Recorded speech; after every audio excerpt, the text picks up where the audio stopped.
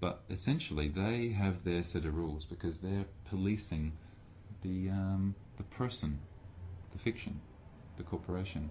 Okay, they're doing their job, which is part of the matrix, and they're coming and trying to intrude upon my private journeying in peace or my private affairs, which they have no jurisdiction or no place to be in. Okay, so that's the only thing that would scare me is force, because in all other senses it's illegal to do that, for them to do that. They have no right in my private automobile to pull me over, to stop me, to fine me, to do anything. I mean, if they said to me, you weren't wearing your seatbelt, I would say, well, you show me the injured party.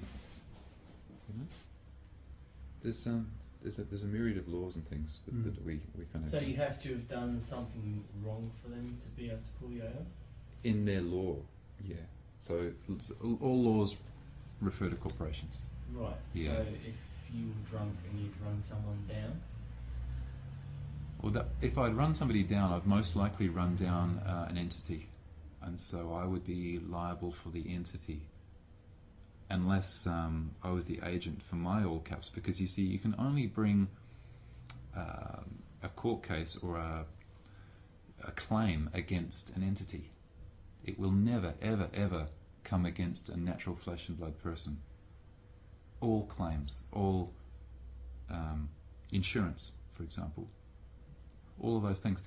You know, and if it even came down to it, if we were in a courtroom and I had given up my rights and the judge said, okay, I'm going to order you to pay $1 million damage to this person for running them down or whatever the hell happened, and I could say to the judge, well, I shall pay, Your Honour, upon proof of claim that there is any lawful money in circulation backed by anything of value, because there is no money to pay with. Right? So we all come back to this fictitious land again. It's an interesting kind of system. So that's the basis of the Strawman and who all of you are. I used to be too. What I had to do is I had to go through all of my cards, all of my accounts, my credit cards, threw those away, cancelled everything, threw away my license, realised I didn't need a driver's license because I don't drive anymore. I don't put into motion a commercial vehicle anymore. I simply journey. So I registered and had my own private plates for my automobile. And anything that I had to actually do business with or use my transmitting utility, my Strawman, say if I wanted to get an account with electricity or a telephone or something like that, right? You need a transmitting utility. And the same with the bank. You have a bank account. They're not going to give you a bank account in your natural flesh and blood name. Okay? So you need your transmitting utility. But you still have to be the agent for it. But I made sure that every time I did, I took away the Mr.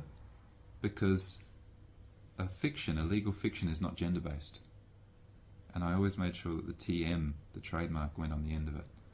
And so I slowly, bit by bit, reassembled all of my cards. And when it came time to get a new port pass, I made sure that I put the all rights reserved, agent signature on there. And they weren't going to give that to me. It took me an hour of talking to convince these people that was my signature. I was surprised that it literally didn't take you years. Yeah, well, I was in there for a couple of hours organising the passport, and when it came time for them to actually accept my signature, that's what took an hour. Where they say, sign here, and I signed, and that's when the trouble started. So, and what were they saying to you? You can't do that, you can't sign like that. Then they actually went out and researched my past passport from years ago, and said, you didn't sign like that before. So I actually had to say to them, whose signature is it? It's my signature. I sign how I want. Who tells you or the government who you are?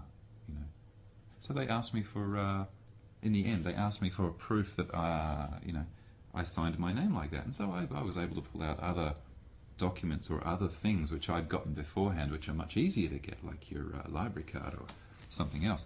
And I said, look, that's how I sign my name.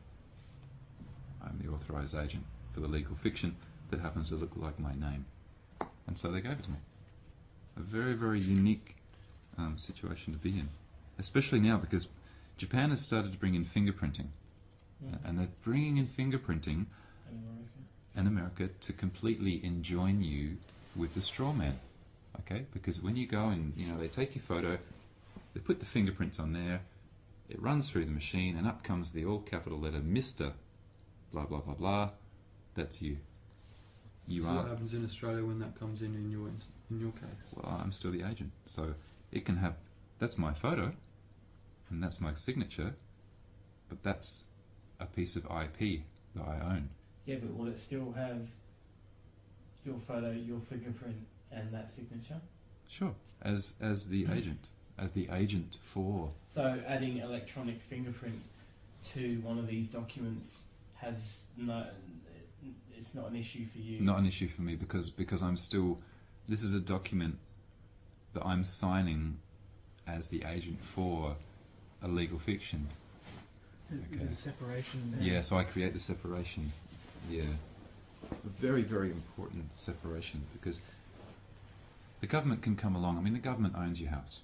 The government, whether you like it or not, they actually own a security interest in your home. If you've bought your home, perhaps they gave you a $7,000 grant, or they have like a first home buyer's grant. Or when your child is born, I know when ours was born, they gave us $3,000 because they wanted to buy a security interest in our child, in our child's Strawman. So I've done that for our child. As I've always signed as the agent for him. Okay, so that when he grows up, he will be his own agent. Okay, for his legal fiction, because you need the legal fiction in this commercial world to exist. Otherwise, you can't do business. You can't earn any money because they've created this whole weird fiat legal system, which is like this giant matrix. It's like a big game that you have to have a piece Yeah. to move around and play the game with. Yeah, but you can, by having a transmitting utility, you can stay out of the liabilities. I mean, I've got a private agreement between myself and the transmitting utility, whereas it holds me harmless against all claims. So if any claim came against that all capital letter fiction, I'm completely okay. That's the kind of position that I think everyone needs to get themselves into, because at the moment you're all And how easy vulnerable. is it to get yourself into that position? It takes time. Probably, I'd say it would take at least 3 months if you started it today.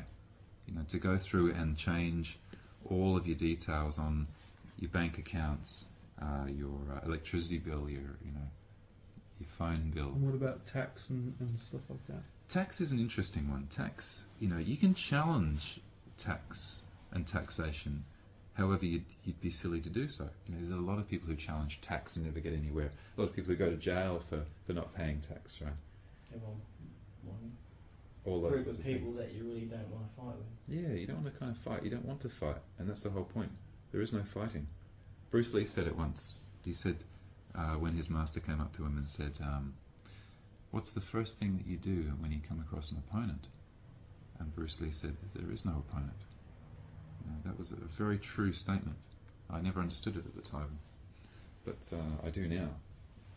Because if you create an opponent, then You've got to fight them. you've got to fight it. There's no fighting. So, is there any questions in regard to, now you all understand basically who the Strawman is, and we can probably move on to something else. Okay, what should we cover next? Was that all just the straw man? That was basically it was an introduction to the Strawman, who he is, how he got there, and basically how you guys interact with the corporations and the governments. Yeah. So larger corporations or people that are very high up use this exact system to get... Yeah, it's all set up to use the all caps. It's all set up so when I went along to the library and the lady tried to subvert the system, I said, okay, I want you to put it in with the upper and lower case in my proper common English, common law English name. So she did that. But it still printed it out in all caps. All of them, in every situation. I've tried the banks, I've tried you know, in every situation, it still comes out in all caps. And it's not an error, and it's not a machine fault. It has to be that way. Okay. Yeah. The United States of America Corporation, for example, is a corporation. It's not a country. Okay. Its jurisdiction is the 10 square miles of Washington, D.C. Okay. It's a Masonic city on its own. And that's its jurisdiction. It has no jurisdiction over the rest of the continental United States of America. But the United States of America Corporation, in all caps, with its president, because every corporation needs a president, you know, this one happened to be a Bush, has no jurisdiction over the continental United States and its in its citizens. But of course, you know, we're all aboard that citizenship again.